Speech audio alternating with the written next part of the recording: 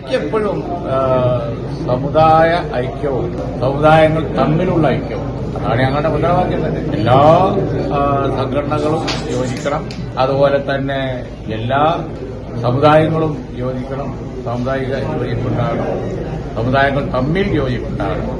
അത് വളരെ അനിവാര്യമാണ് എന്നുള്ളത് ഞങ്ങളുടെ പ്രഖ്യാപിത നയമാണ്. അപ്പൊ അതുകൊണ്ട് അത് ഏത് തരത്തിലാണെങ്കിലും നല്ലതാണ്. ആശയപരമായി ഒക്കെ വ്യത്യാസം ഉള്ള സംഘടനകളാണ് അതൊക്കെ. അത് അവർ വളരെ നന്നായി അവരവരുടെ ആശയം പ്രചരണം നടത്തുന്ന സംസ്ഥയുടെ ഈ കാര്യത്തിലൊക്കെയുള്ള സമീപനം വളരെ കാലമായിട്ട് നമുക്കൊക്കെ അറിയുന്നതാണ്. അപ്പൊ അതുകൊണ്ട് തന്നെ അത് നിങ്ങൾ കൊണ്ടുവന്ന് UDF രാഷ്ട്രീയവും LDF രാഷ്ട്രീയവുമായി കൂട്ടിക്കൊടുക്കണ്ട, അതിൽ കാര്യമില്ല. കാരണം UDF രാഷ്ട്രീയവും LDF രാഷ്ട്രീയവുമായി അത് കൊണ്ടൊന്ന് കൂട്ടിക്കൊടുത്ത് മുതലെടുക്കാൻ കഴിയില്ല. കാരണം LDF വളരെ കാലം കൊണ്ടുവരുന്ന ഒരു പ്രസ്ഥാനം, അതിനെ UDFനുണ്ടെന്ന് പറയപ്പെടുന്ന അല്ലെങ്കിൽ അഭിപ്രായം വെച്ച് അതിന് മുതലെടുക്കാൻ ഏതായാലും LDFന് കഴിയും.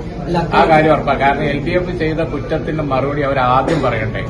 അത് പറയാതെ ഇതിങ്ങനെ അവരെ പോസ്റ്ററും അതുപോലെ തന്നെ സോഷ്യൽ മീഡിയയിൽ വന്ന ഒന്നിച്ചിരിക്കുന്ന ഫോട്ടോകളും അവർ പറഞ്ഞതും ഒക്കെ ഇവിടെ ജനങ്ങളുടെ ഹൃദയത്തിൽ ഉണ്ടാകുമ്പോൾ വെറുതെ ഈ അതര വ്യായാമം നടത്തിക്കൊണ്ടിരിക്കുന്നത് നിങ്ങൾ പത്രക്കാരെങ്കിലും അതിൽ നിന്ന് മാറി ആശയങ്ങൾ മാറി എന്ന് പ്രതിപക്ഷ പറഞ്ഞാൽ അതിനെ തെരഞ്ഞെടുപ്പ് തെളിയിച്ചു. നിങ്ങൾ പത്രക്കാരടിയിൽ 2-3 പത്രക്കാർ ഇതിങ്ങനെ ആവർത്തിച്ച് പറഞ്ഞുകൊണ്ടിരിക്കുന്നത് ഒരു പ്രയോജനവും ഇല്ല.